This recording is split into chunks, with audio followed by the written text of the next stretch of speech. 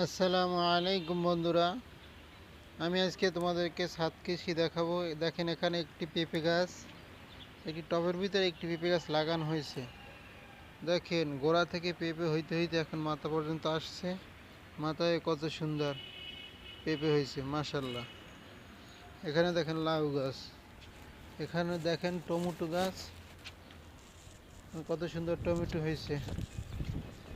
তারপরে এখানে দেখেন বেগুন গাছ, কত সুন্দর বেগুন হয়েছে, মাশাল্লাহ। দেখেন প্রতিটা গাছে বেগুন হয়েছে, বেগুন হওয়া শুরু করছে। একবার যদি কেউ বেগুন গাছ লাগায়, তাহলে 2 থেকে 3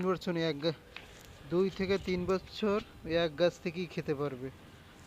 দ্বিতীয়বার আর গাছ লাগাতে হবে না। দেখেন কত সুন্দর বেগুনের চাপায় বেগুন হওয়া শুরু হয়েছে, একেবারে নতুন গাছ। দেখেন এই পাশে দেখেন কত সুন্দর মরিচ গাছ, কাঁচা মরিচ। ছাদের উপরে যদি এভাবে 2-3টা কাঁচামরিচ গাছ থাকে, তাহলে আপনাদের বাসায় আর কোনো কাঁচামরিচ কিনতে হবে না। দেখেন কত সুন্দর আল্লাহ তাআলার নিয়ামত।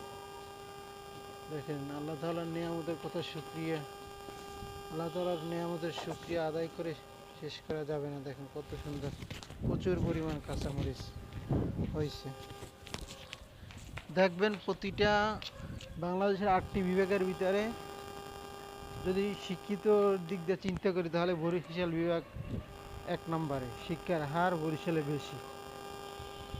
দ্বিতীয়, যদি খয়রাতির দিক দিয়েও যদি আমি চিন্তা করি, তাহলে সবচেয়ে 8টি বিভাগের ভিতরে খয়রাতি বিভাগ হচ্ছে বরিশাল বিভাগ। তার একমাত্র কারণ হচ্ছে বরিশালের মানুষ একটু আলিশা টাইপের হয়, তারা কাজ করতে চায় না। যদি একটু পড়ালা শিখতেই পারে, তাহলে আর পা দিয়া জুতা জুতা নামানো যায় না। আর দেখবেন খুলনা, রাজশাহী, ওই সমস্ত বিভাগের ছেলেরা যদি এমএ পাসও করে, মাস্টার্স পাসও করে, তাহলে তারা তবু মাঠে ঘাটে কাজ করতে তারা লজ্জাবোধ করে না। এই জন্যই ওই সমস্ত বিভাগগুলো অনেক উন্নত। আর বরিশাল বিভাগ এই জন্যই এত ডাউন। দেখবেন এখন সবজির সিজন, এখনও বরিশালে 30 টাকা 20 টাকার নিচে সবজি পাওয়া যায় না। আর অন্য অন্য বিভাগে দেখবেন, খুলনা বিভাগে 1 টাকা দিয়েও কেউ টমেটো কিনে খেতে চায় না, কারণ তাদের ওখানে অ্যাভেলেবেল পাওয়া যায়। কারণ একটা বাসা খুলনা বিভাগের প্রতিটা মানুষের ঘরে ঘরে, প্রতিটা মানুষের, তারা নিজেরাই সবজি চাষ করে। এই জন্য তাদের আর বাজার থেকে সবজি কিনতে হয় না। এই জন্য তাদের তাদের বিভাগে সবচেয়ে সবজির দাম বেশি। কিছু করতে হলে কষ্ট করতে হবে, কষ্ট না করলে সফলতা অর্জন করা যায় না। দেখেন এখানে শুধু একবার ছাদে মাটি উঠানো হয়েছে।